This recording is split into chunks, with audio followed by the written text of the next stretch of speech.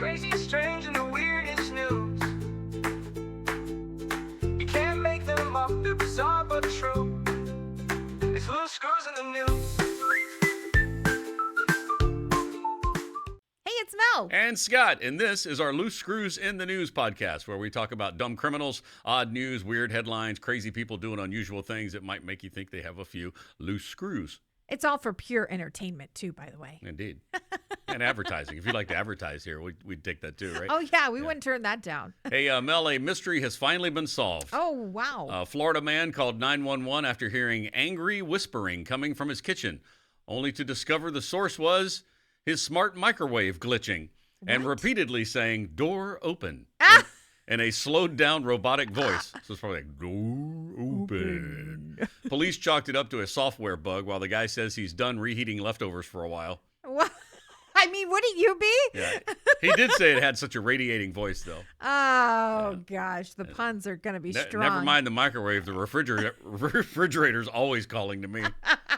Right?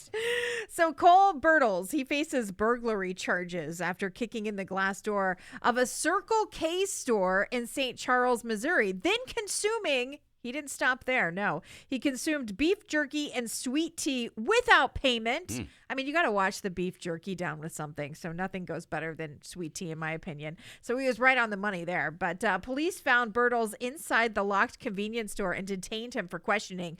Bertles confessed to the break-in, telling officers, "The voices in my head and told me to kick it open since it was locked." Well, I mean, how else do you open a locked door, right? You got to kick it open.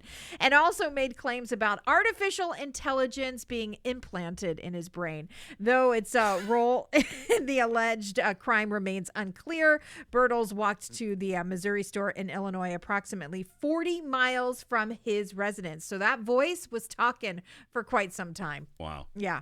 Well, a New Hampshire woman will be going to jail after she was convicted on charges of putting the P in produce. Oh. Kelly Tedford, who makes her living on OnlyFans under the name Kinky Kelly, was seen emptying her bladder on supermarket shelves all across and all over a Marriott hotel. Authorities believe she pulled the stunts in order to make bank on OnlyFans, where she charges $15 a month to deliver adult entertainment, adult explicit videos. Does that work? Apparently, she's doing well online, including one clip showing her urinating on new garments in a clothing store changing room. Oh, stop. Which is disgusting. Right? Yeah. Wow. So people are actually paying her? She was on a crime pee spree. Stop it. Yeah, they're paying her on OnlyFans to go pee on stuff. That's gross. You can make a living doing that? I can or- make a fortune. Well, she obviously made bail money. After all the coffee I drink in the morning? I don't think anybody wants to see me peeing on stuff. No, we don't. So did you hear about this one, Scott? A 32-year-old man faces theft charges after allegedly swallowing a valuable Fabergé pendant at a jewelry store. I mean, how did you get that down? Anyway, police say the suspect entered the Partridge Jewelers, grabbed the Fabergé locket worth nearly $22,000. That's a whole lot of money. Wow. And just swallowed it without even using anything to wash it down. Like, that in itself was impressive. Can I get a glass of water? Right? Officers arrested him within minutes, but the pendant remains uncovered. Unrecovered? Yeah. That means he's still got it in him. It's still trapped. That's going to be one expensive crap, $22,000 poop. Is that the best way to put it? It's still trapped? I don't He's a little backed up. It's locked in a safe place. I don't know. Do we need to stop? Wow. But apparently the luxury item was like 15. It had 18 karat yellow gold with 60 white diamonds and 15 blue sapphires. I mean, the thing sounds like it was beautiful at one point. Yeah. I don't think it would be as pretty the second go That'd round. be the fella cleaning it. Gross. The man also faces charges, by the way, for stealing an iPad from the same store. So Did he eat that too? no.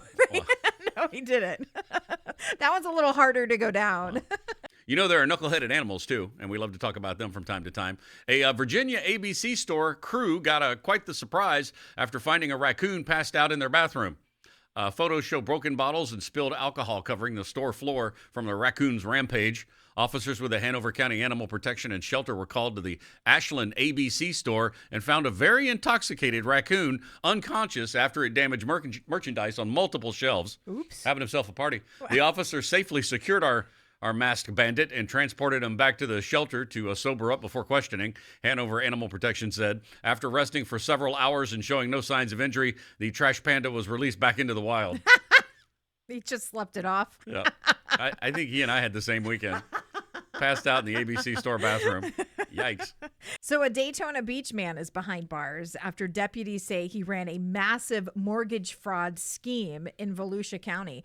The mat outside his front door seemed to indicate he was expecting a visit from police. Investigators say 57-year-old Christopher Musick posed as a real estate investor, creating fake documents to make it look like he owned several business properties. Then he allegedly took out mortgages on those properties, pocketed the cash, bought more buildings, rented them out, and never paid back the loans. When deputies showed up at his home, they noticed the doormat that read, "Come back with a warrant." I mean, at least he was kind of, planning ahead, so to speak, right? So naturally, that's exactly what they did. They went back and they arrested him, and they charged him with organized fraud, grand theft over $100,000, and of course, forgery. Wow.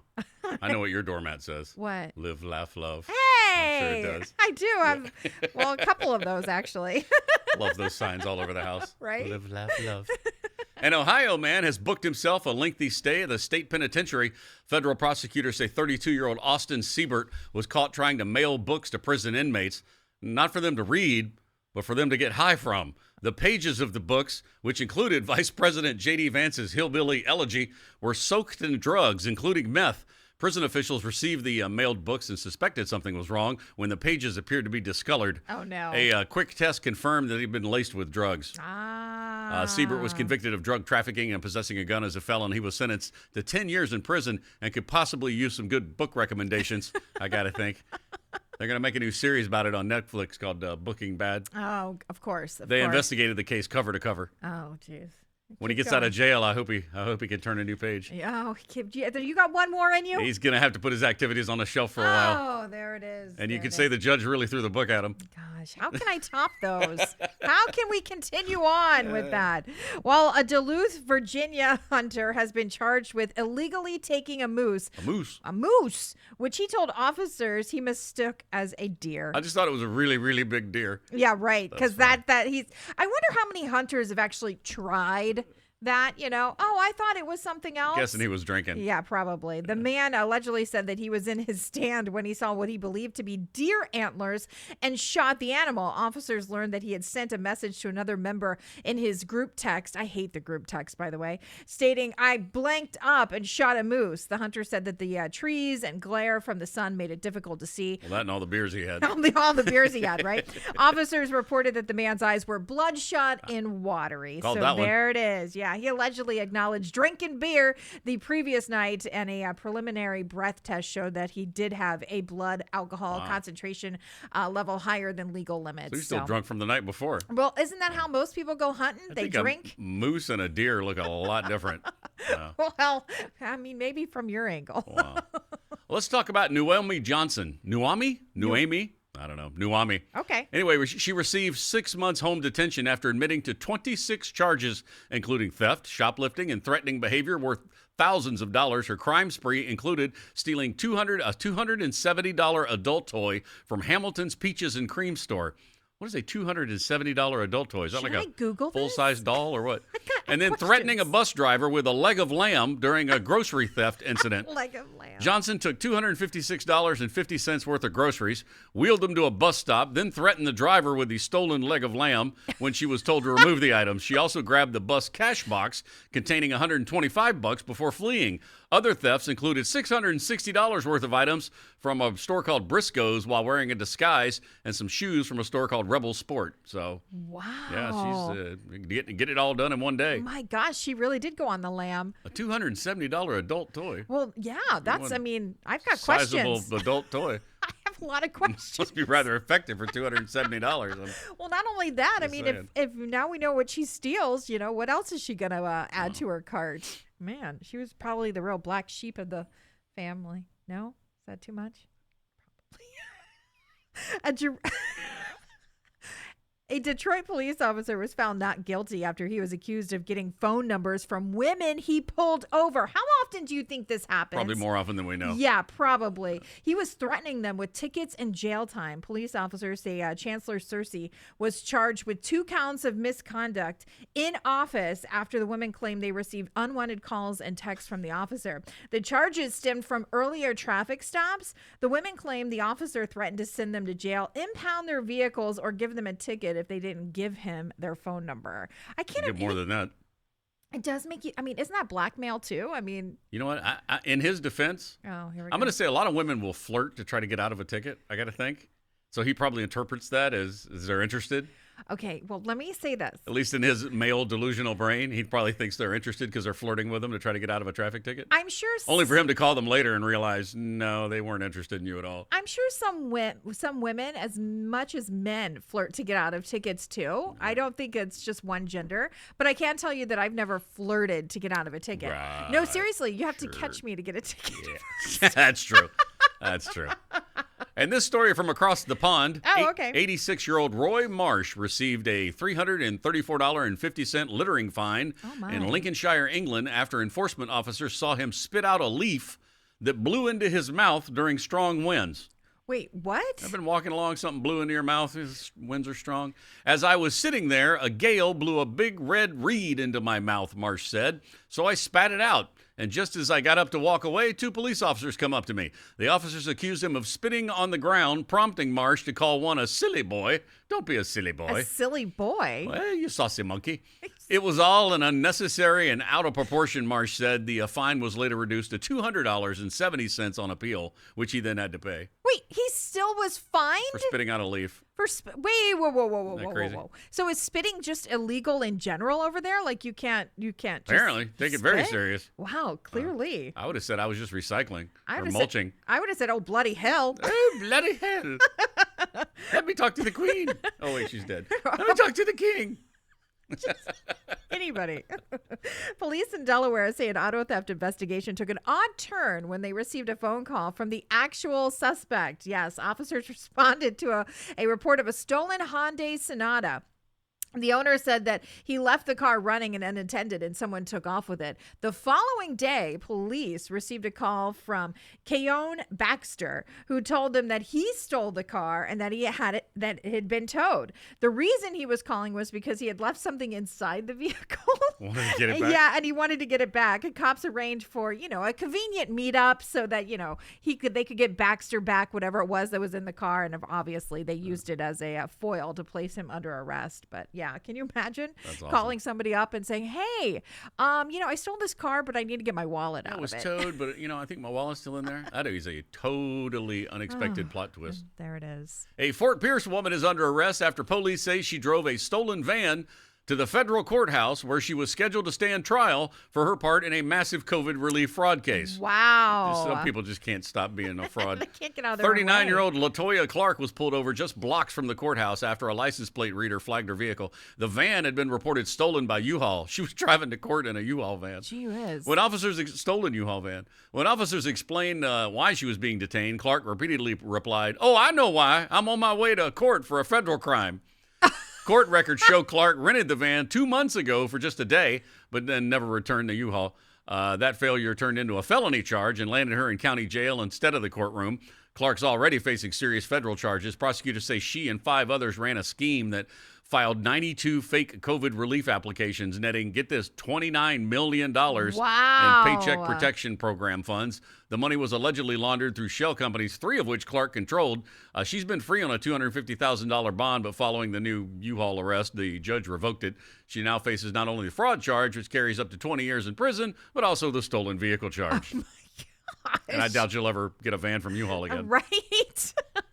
So police in Des Moines, Iowa are searching for a man they believe left a gun in a heated oven, causing it to discharge multiple times. Police say Damian Buckner was injured when the heated gun went off on its own. Buckner is accused of being in possession of 2 firearms as a felon and possession of a controlled substance with intent to deliver. Police say Buckner was in possession of delivery quantity when it comes to the amount of, drug paraphernalia and drugs that he had on him when officers were investigating gunshots at his home. Yeah, heating oven's not the best place to keep your gun. No, it's If not. you're going to put your gun in the oven, maybe don't turn it on. Maybe don't. Yeah. I thought that was only in movies that that people stored guns in their oven. I didn't Apparently. realize it was like a real thing. A Delta flight to Salt Lake City was delayed at Portland International Airport after crew members discovered one passenger had carried a meat cleaver through security screening. Just a meat Wow. cleaver. Staff reported the hazardous item to TSA officials after finding it aboard the aircraft. All passengers were ordered off the plane and required to go through security screening a second time. Man, if I was on that flight and I had to get off and go through security I'd a be second so time, I'd mad. be so mad. If I had a meat cleaver, I would. Oh, somebody is going to jail. Yeah, somebody needs to. Exactly. Oh my, has that ever happened to you where you've had to like deboard a plane? It has. I haven't gone through security twice like that, but I have had to get off the plane for something. Yeah, mechanical issue. They'll Oh, say. okay, that's one thing. And I'm like, yeah, well, get me off this plane. Yeah, There's if it something ain't- mechanically wrong with it. If it ain't working, I That's ain't right. riding on Yeah. it. Yeah. Well, a remorseful thief who stole 2 mandolins from a New Jersey music store last Monday has actually returned it with an apology. Oh. He opened the door at Lark Street Music and T-Neck Friday afternoon, just wide enough to actually slip the 2 instruments inside with a handwritten note attached. Sorry, I've been drunk. Merry Christmas. At least he's honest. Right, I was going to say he's an Sorry, honest I've been thief. drunk. He's an honest thief. Yeah. Obviously, the store owner Buzzy posted the story to his social media account. He even posted surveillance video of the tipsy thief plucking the mandolins from the wall and tucking them inside his winter jacket before taking off. No word yet on whether there's been arrest. I'm wondering if the man, if he was really drunk, went home and slept it off, got up the next day and go, where the heck did these 2 instruments Well, he come probably from? realized he doesn't know how to play the mandolin, much less 2 of them. Probably. Wow. A dog groomer in Albuquerque, New Mexico is facing charges. I mean, how bad was this dog's haircut? Right? No, for threatening city code enforcement inspectors. The incident prompted a SWAT standoff at the Barking Bad grooming business, Wait, it's called Barking which is Bad? the main reason I did this story. Barking Bad. That's the name of the groomer. Authorities were gathered along San Pedro Boulevard after Alexander Campbell threatened the inspector with cutting shears. Well, like the electric kind they shave my dog with? Ooh. Like, it doesn't seem all that scary. Well. Campbell finally surrendered after barricading himself inside the store. Probably locked himself in a kennel crate. Lord. He's bad boy, no treat for you. Okay, treat. first off, if No you cookie for you. actually are making, a reservation for your dog, an Yeah, Barking appointment for Bad. your dog at Barking Bad, you might want to question like what type of a haircut and stuff your dog's actually going to get. So a Gainesville man was arrested for allegedly committing an armed robbery at a meat market wearing nothing but a mask. Well, he had his important part covered up. I don't know. According to Where was the mask? according What was to he masking? Ooh. According to the Lake City Police Department, officers responded to a call reporting an armed robbery at BJ's Meat Market in Lake City. Employees showed police the surveillance video and told police that a man had entered the store completely naked. Yeah, he was naked except for a mask covering his face and with a piece of cloth wrapped around his object in his hand. They believed that he had some sort of a weapon. So yes, the cloth that was covering the object in his hand was something else. Just clearing that up. Wow. The robbery suspect broke into a cash box and despite his lack of pockets, took more than $1,000 from the store before he ran away. No one was hurt, thank goodness, during the robbery. Columbia County Sheriff's Office set up a perimeter and arrested 25-year-old Kobe Watkins. Police also said they found evidence they believed to be connected to other crimes near his. Maybe it was his pants that they located and connected to the crime. I don't Good know. possibility.